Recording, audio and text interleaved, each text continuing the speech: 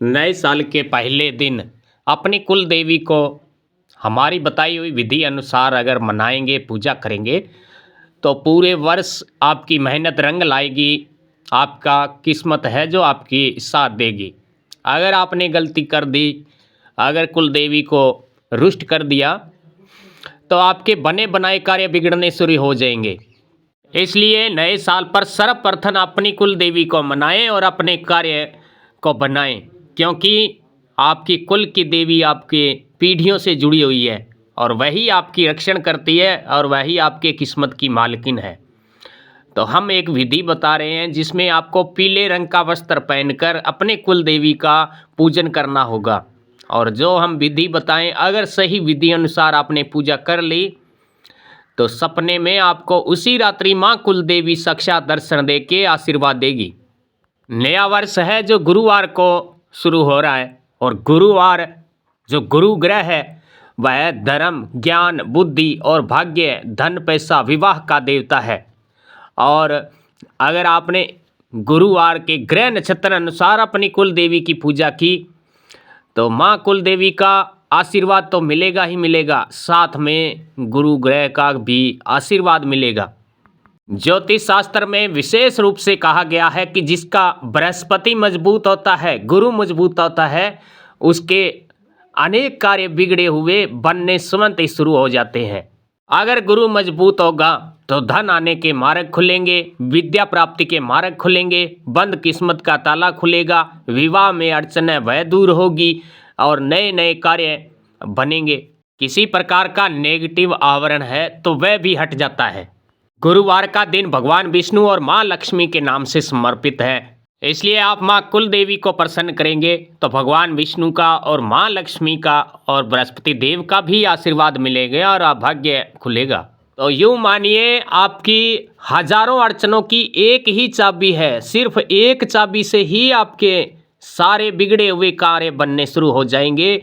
गुरुवार के दिन नया साल शुरू हो रहा है। इसी दिन सुबह सुबह आप पीले रंग के वस्त्र पहनकर हम जो विधि बता रहे हैं, इस विधि से अपने कुल देवी की पूजन करेंगे तो माँ कुल देवी का आशीर्वाद मिलेगा, भगवान विष्णु का आशीर्वाद मिलेगा, माँ लक्ष्मी का मिलेगा, और आपका बृहस्पति ग्रह है वह मजबूत होगा, जिससे आपकी समाज में मान प्रतिष्ठा बढ़ेगी और आपके धन आने के अनेक मार्ग खुलेंगे। तो आप नए साल से पहले दिन इन वस्तुओं को एकत्रित कर लें। पीले रंग के फूल, बेसन के लड्डू, पीले रंग की बाती, रुई की बाती दीपक लगाने के लिए, या आप हल्दी में रंग के पहले ही सुखा लें।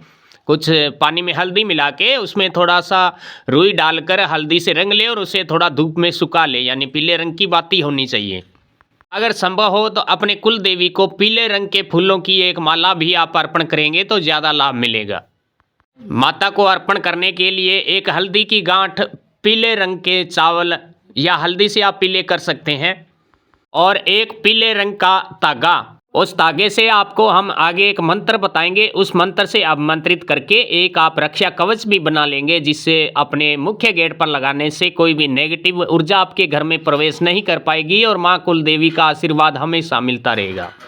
सब सामग्री आपने एकत्रित कर ली है, तो नए साल के सुबह सुबह ही जल्दी उठें, ब्रह्म मुहूर्त में उठें, स्नान आदि से निवृत्त होके और अपने पूजा घर में जाएं। कुल देवी को आप पीले रंग के आसन पर विराजमान करें और चावल छिड़कर उनकी मूर्ति है या तस्वीर है उनको विराजमान करें। भगवान गणेश की पूजन करें, भगवान शिव की पूजन करें, बाबा रामदेव जी की पूजन करें, डालाबाई गुसाई जी की पूजन करें, अपने कुल देवता इष्ट देवता की पूजन करें, नव ग्रहों की पूजन करें, चारों दिशाओं की पूजन करें, और वास्तु देव को प्रणाम करें, वास्तु पूजन करें, जिससे आपके घर में किसी प्रकार का नेगेटिव असर नहीं होगा। उसके बाद माता के सामने एक दीपक लगाएं जो पीले बाती से बना हुआ हो, और दीपक में एक लौंग और एक इलायची माता को दीपक का भोग के रूप में अर्पण करें। उसके बाद माता को बेसन के लड्डू का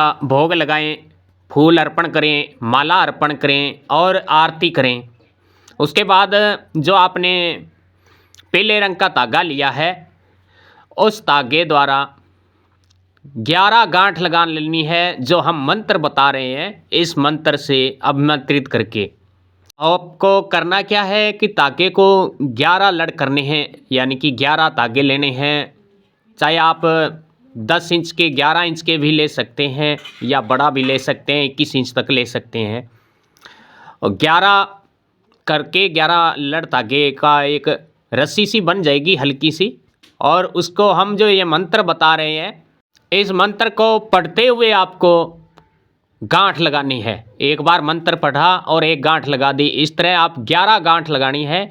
और अपनी कुल देवी के दीपक जो जल रहा है उसके ऊपर से सीधे तरफ से 11 बार घुमाना है और अपनी कुल देवी को प्रार्थना करनी है कि हे माँ कुल देवी, हे माँ अम्बे, आप ही हमारे घर की रक्षक है, आप ही हमारे अन्न धन और हमारे काम धंधे की रक्षक है, हमारे वंश की रक्षक है, आप ही हमारे कुल की रक्षक है। इसलिए माँ आपके नाम का ही यह रक्षा कवच हमने बनाया है, आप इसमें शक्ति भरें ताकि हम अपने मुख्य गेट पर लगाकर अपने घर की सदैव के लिए रक्षा कर पाएँ। इस तरह प्रार्थना करने के बाद आपको दीपक के ऊपर से 11 बार उस धागे को, उस तांती को घुमा लेना है। उसके बाद उस धागे को माँ के चरणों में रख देना है और शाम को अपने घर के मुख्य गेट पर उसे लगा देना है। उसके बाद आप अपने कुल देवता, कुल देवी, इष्ट देवता की पूजन कर सकते हैं, और जो भी आपके घर में अन्य देवी देवता पूजे जाते हैं उनकी भी विधि विधान से पूजन करेंगे तो आपके घर में पूरा वर्ष आपका घर खुशियों से भरा रहेगा। नए नए कार्य बनेंगे, हर कार्य में आपको सिद्धि मिलेगी। और अपने कुल देवी की पूजन करते समय ओम कुल देवी नमो नमः, ओम कुल देवी नमो नमः, इस मंत्र का जाप करते रहिएगा। तो मित्रों, अन्य जानकारी के लिए कमेंट करके पूछ सकते हैं। जय बाबेरी, जय माँ कुल देवी।